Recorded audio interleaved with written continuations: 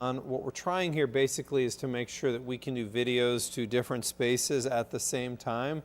So I thought it was worth trying to see if we can run this video into YouTube, because I know that YouTube has interest in terms of doing things differently than we do on Facebook, we do on television. So I thought it was worth a try here to check out how we can do this into the space of our YouTube page. This is the WDRB News YouTube page. And what I'm going to do tonight is just honestly test a little bit. This is what I mentioned to start, kind of what we refer to as a proof of concept. And a proof of concept is this going to work out well? So Rick, I don't know if you can see, it looks like on the YouTube it's working well. Is the sound and audio good over there? Do we have closed captioning? So Rick's going to be checking behind me just to make sure everything works okay. And if this was a normal situation, if you're on YouTube, you'd be able to jump in and take a look at what we're doing. So since Rick's watching behind me, I'm going to jump into what I told you we would talk about, and that is we need rain. We need rain. You know, I mentioned this earlier, but I was driving into work the other day, and I saw on the side of the road smoke, and I saw a fire department there. They were getting the hose off, and I could see the flames kind of climbing up the fence, and you know, it kind of became pretty apparent that we need rain really badly. And we're going down a road to where we're getting fires now starting on the side of the road. Maybe it was a cigarette that was thrown off the side.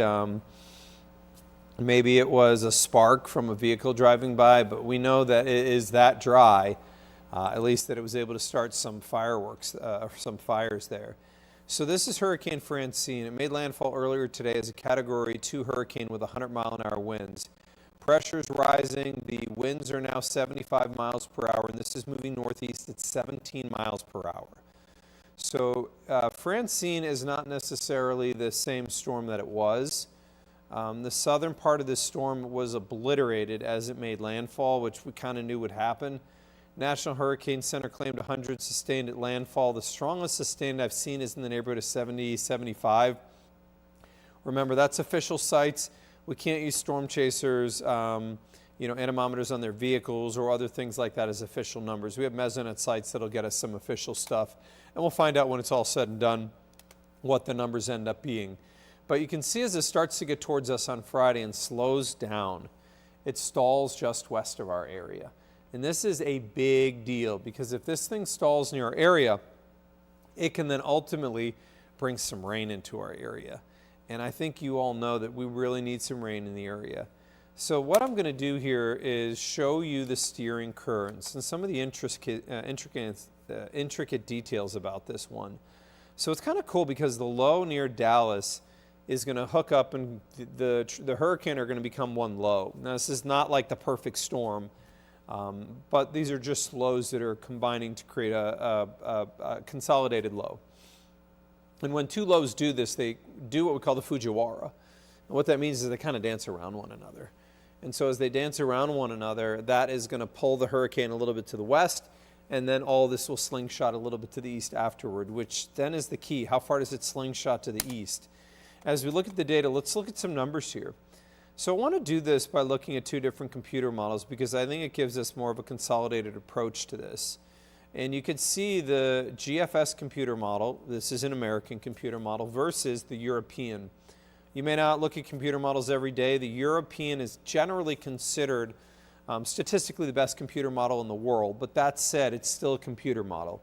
It still has challenges. And so I think looking at these side by side can help us kind of smooth out some of this. And so you can see in Frankfurt, the GFS shows about an inch of rain. That's the lower one. The European shows 1.7, and you're like, those numbers are pretty close. We would agree. Madison, GFS is showing about 3/4 of an inch, where the Euro has an inch. And so you notice the concept here is the northern and northeastern part of our area, you can see the numbers are a little bit lower. Where Seymour, and this is, remember, not rain on next Wednesday, it's through next Wednesday. The GFS and the Euro for Seymour are showing about 1/2 inch. We get to Paoli, and both computer models are pretty close to an inch, and now we're finally starting to see a little level of consistency here in Louisville. This is not something we've seen until today. So the GFS has 1.25 inches. The European has 1.5 inches. Am I really willing to throw a dart at that yet? No. I'll tell you that I think 1/2 inch to an inch is probably the most likely scenario. but I can't argue the fact that there is going to be a gradient that goes from our northeast counties to our southwest. And what you can see here is, as you go towards especially western Kentucky, western Indiana, southern Illinois, western Tennessee, into the Boot Heel, Missouri, the numbers are getting higher. So we know that the closer we get to where this low ultimately stalls, the more rain we get. The further we are away from this low, the less rain we get. And so you'll notice Campbellsville, Munfordville, Greensburg, Tell City, through Hardinsburg and Litchfield. A lot of these areas are showing 1.5 inches to 3 inches of rain. So the data is showing some really valuable rain getting into our area later this week. The data for Louisville has right now about 1 inch to 1.5 inches. I would note 1/2 inch to 1 inch. My concept here is never overpromise really and underdeliver. I think there's still some parts we've got to dial in on this. And one of the big parts that we're going to be dialing in is where exactly that low stalls. So this is a proof of concept, kind of a test for a YouTube live video. I hope you guys got a chance to watch it and enjoy it. And, we'll go back and look at it if this is something that we like in terms of how the functionality worked. This is something we may do here in the future. But I just wanted to test this tonight, and I thought it was worth, if I'm going to jump in on a test, why not give some information? I'll be going through full details on rain probabilities, the timeline, how it affects our events on WDRB News at 10 o'clock tonight, which starts in 30 minutes. See you guys in 30.